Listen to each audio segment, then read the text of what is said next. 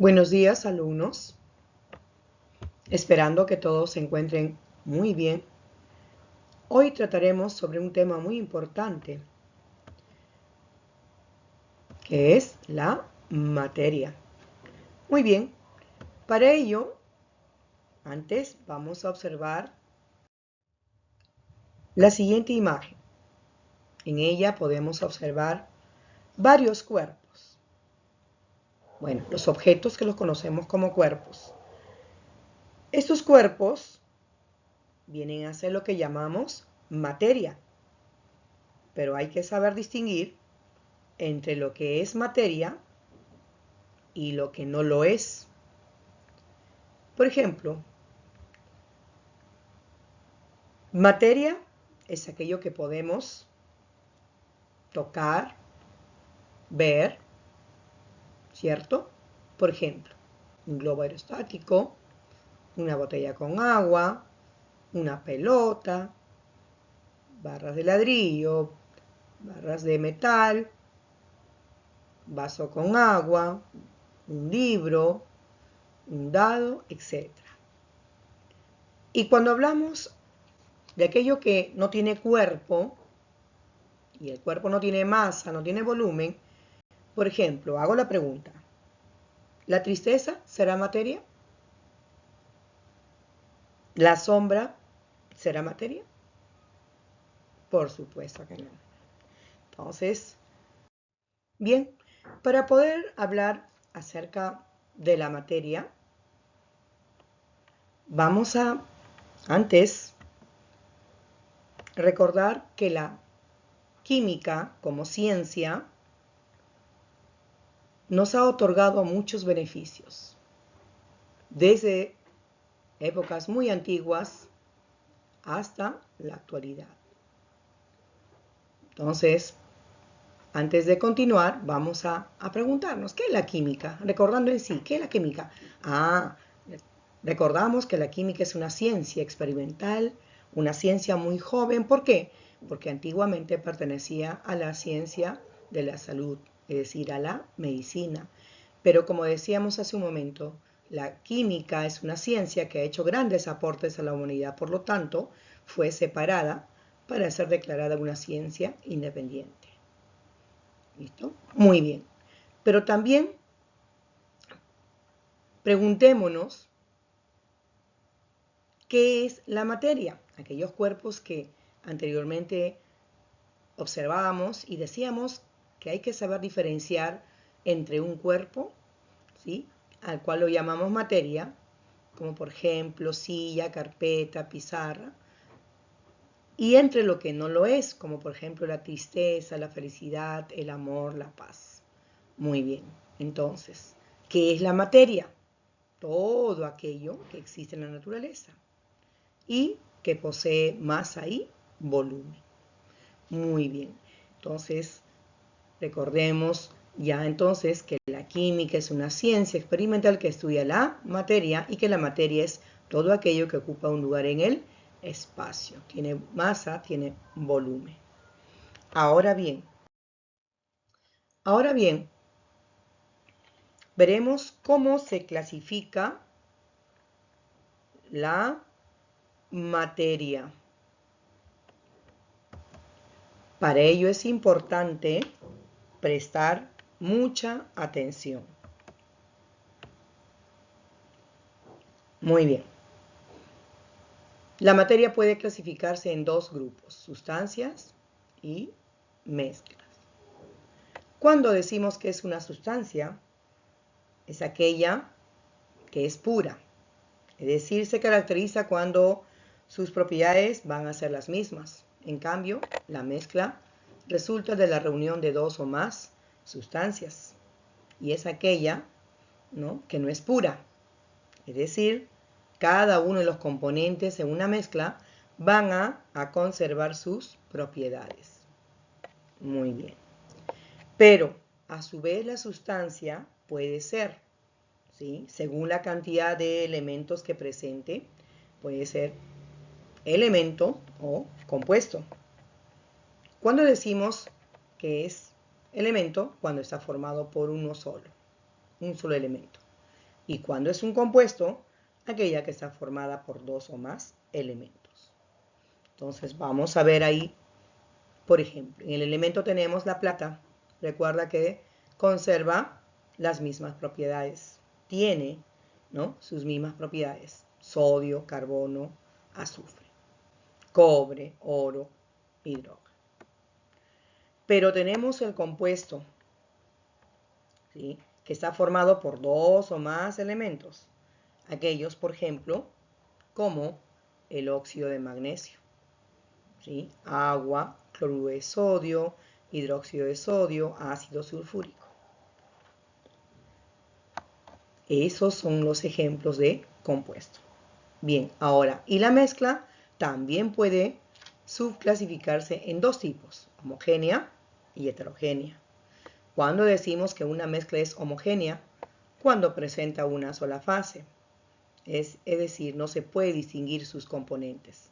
Pareciera que tuviese solamente un componente, pero en realidad hay varios componentes. Por ejemplo, cuando mezclamos el agua con la sal, el agua salada, ¿no?, o la aleación del bronce, que resulta de la combinación del cobre con el estaño, o el aire, que es una mezcla de varios gases.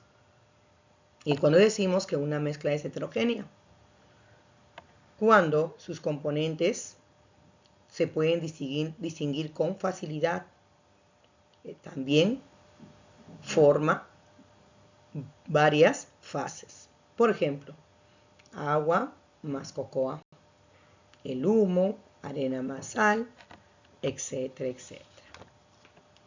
¿Sí? Ahora bien, vamos a continuar, ¿sí?, pero vamos a ver algunos ejemplitos en este punto. Mezcla homogénea: café,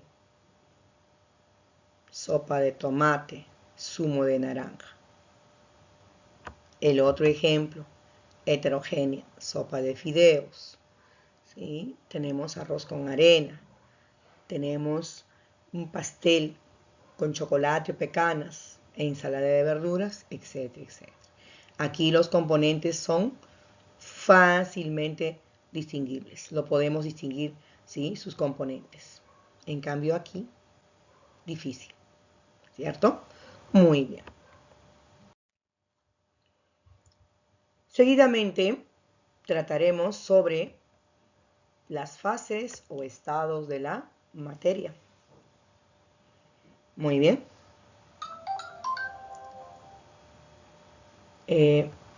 Generalmente la materia se representa en el universo en 4 fases o estados, ¿no?, lo que comúnmente conocemos: sólido, líquido, gaseoso y plasmático. Pero hay otros descubrimientos acerca de otros tipos de estado de la materia que posteriormente lo mencionaremos. Veremos el primer estado o la primera fase. ¿Cuál es? El estado sólido o la fase sólida. Muy bien. Aquí, por ejemplo, podemos distinguir una barra de hierro, ¿sí? ¿Cuál es la característica que presenta el estado sólido de la materia? Tiene volumen y tiene forma definida. Volumen, el espacio que ocupa la forma de un rectángulo, una barra. Otra característica de la fase sólida es que son incomprensibles. No se puede reducir, no se puede achicar, en pocas palabras. Son duros, compactos, ¿no? ¿Por qué? Porque precisamente entre su fuerza de atracción y su fuerza de repulsión predomina la fuerza de atracción. A ver, observemos aquí. En una materia sólida, en estado sólido, sus moléculas van a estar ordenaditas, ¿sí?, ordenaditas, unas tras otras. Eso hace que en ese estado sólido la materia sea duro, compacto. Hay una fuerte atracción, ¿sí?, de molécula a molécula, pero hay una fuerte repulsión entre moléculas. O sea, no se separan, sino se juntan. Muy bien. Entonces, eso es lo que podemos mencionar acerca del estado sólido de la materia.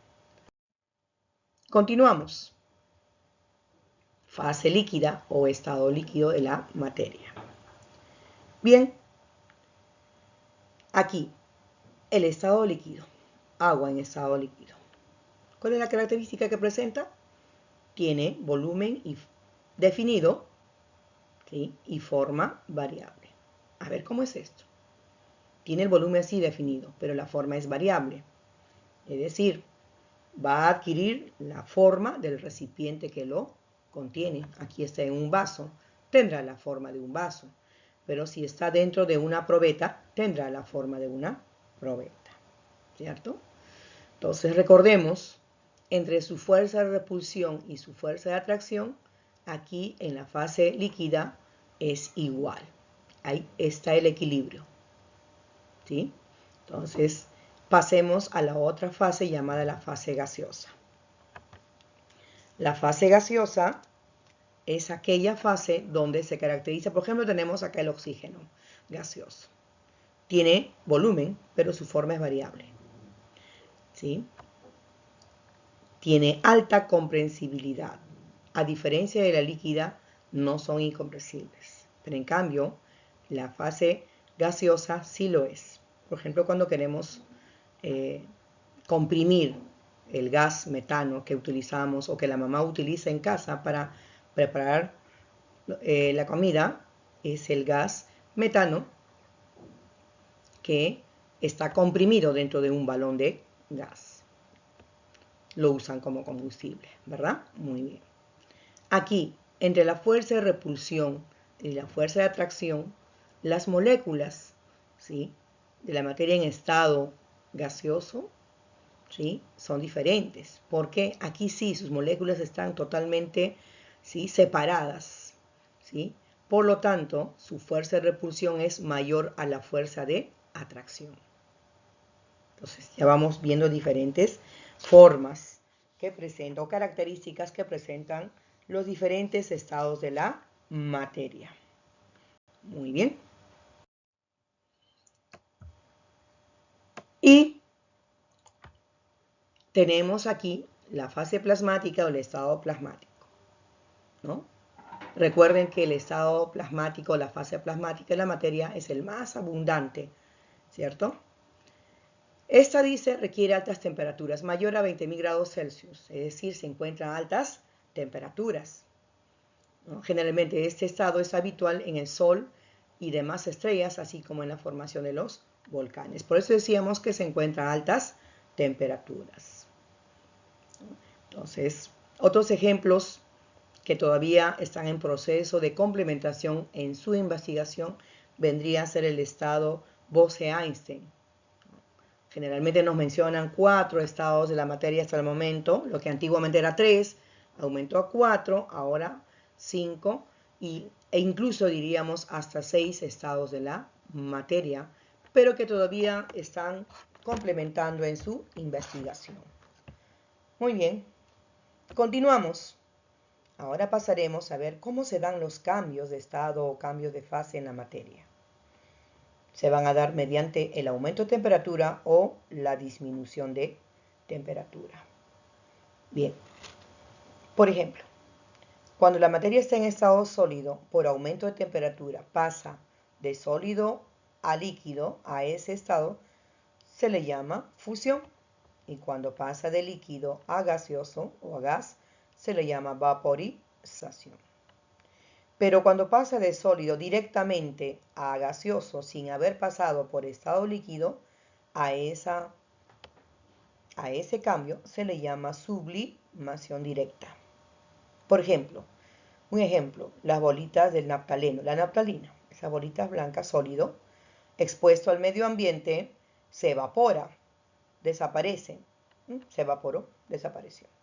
Entonces pasó directamente de sólido a gaseoso, a eso se le llama sublimación directa. Pero cuando hay disminución de temperatura, ¿sí?, vayamos a ver, cuando pasa de estado gaseoso a estado líquido, se le llama licuación. Muy bien. Y de líquido a sólido se le llama solidificación. solidificación. Pero también por disminución de temperatura, directamente de gaseoso a sólido, a ese proceso se le llama sublimación inversa. Simplemente esos son los los procesos más conocidos en los cambios de estado de la materia. Pero también directamente cuando pasa de gaseoso a sólido, tenemos un ejemplito, por ejemplo, el dióxido de carbono, gas, se transforma en hielo seco, sólido, ¿sí? ¿Sí? El hielo seco son bloques de hielo grande que los comerciantes, por ejemplo, utilizan para poder conservar sus alimentos o bebidas, ¿verdad? Entonces, un ejemplo claro acerca de una sublimación inversa. Muy bien. Bien, estudiantes. Ahora sí, vamos a recrearnos un poquito, vamos a relajarnos un poquito, Bien, alumnos, ahora vamos a recrearnos un poquito, vamos a divertirnos, ¿sí? Aplicando nuestros conocimientos. Para ello es importante, ¿sí?, recordar toda la explicación de la clase. Entonces, aquí nos van a plantear una serie de preguntitas, ¿sí?, que vamos a tener que resolverlas. Pero no se preocupen, vamos a resolverlo juntos. No se preocupen. ¿Listo? Empezamos con el número 1. Nos pide, no es materia. ¿Cuál no es materia? Gelatina, petróleo, núcleo de la Tierra, aire o tiempo. Tiempo. ¿Sí? Entonces aquí vamos a ver, ¿sí?, varias opciones, y de esas opciones tenemos que el tiempo es nuestra respuesta correcta. Número 2, es materia. Agua, aire, ¿sí? Sombra, no. Tiempo tampoco. Por lo tanto, como hay dos alternativas y en la E se encuentran las dos juntas, entonces nuestra respuesta correcta es la E. 3. Materia es todo aquello que existe en el universo y cuya característica fundamental es, dos opciones. Masa, masa, no. Masa, tiempo. Tiempo, espacio, no. Masa, volumen, ahí está. Tiempo, volumen, no. Masa, volumen, muy bien. Por lo tanto, nuestra respuesta correcta será la D. 4. Señale la materia que no tiene masa. Tierra, aire, niebla, agua, calor. Calor. Es nuestra respuesta correcta. 5. Señale a un elemento. Agua, humo, aire, ácido sulfúrico, oro. Muy bien. Un solo elemento corresponde a el oro, la alternativa D.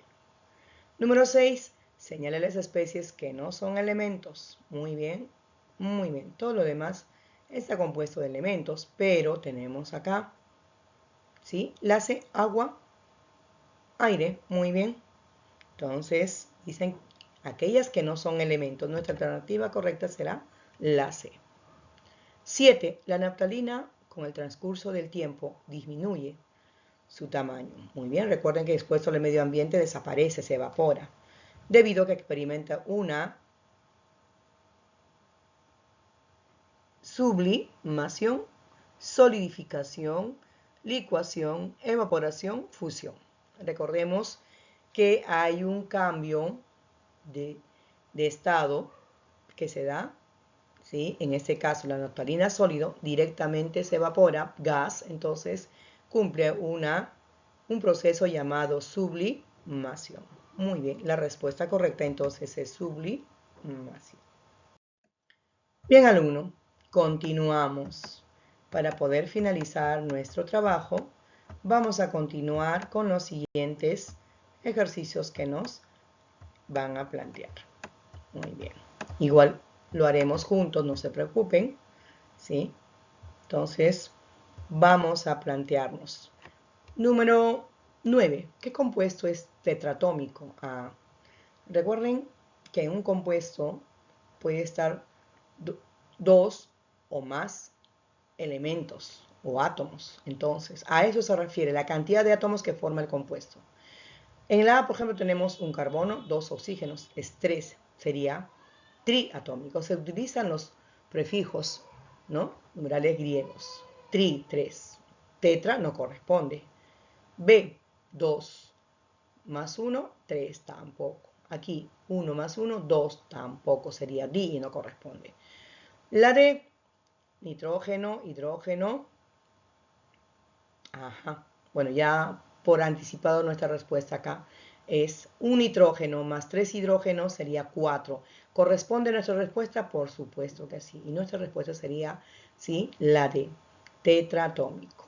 Muy bien. 10. Señalar un compuesto triatómico. Igual. El mismo procedimiento que el anterior. ¿Cuál de las alternativas tiene 3 átomos en su componente? Muy bien, acá el único que tiene es el dióxido de carbono. Un carbono más 2 oxígenos, 3, triatómico. Sigamos, 11. Señale un compuesto di. Aquí solamente tiene que haber 2. Diatómico 2. 2 más 1, 3. 1 más 4, 5. 3 más 8, 11. 1 más 3, 4. 1 más 1, 2. Di. Entonces nuestra alternativa correcta será la D. 12. Señale el número de átomos del ácido sulfúrico. Muy bien. ¿Cuántos átomos tiene el ácido sulfúrico? Esta es su fórmula. 4 más 1 azufre, 5. ¿Sí? Más 2 hidrógenos, 7. En total, entonces, tiene 7 átomos. Ahí está nuestra respuesta correcta. 13. No es materia.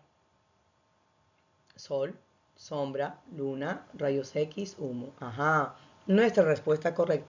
Entonces, el número o la letra, listo. Eso ya lo dejo para ustedes, para que se sigan divirtiendo.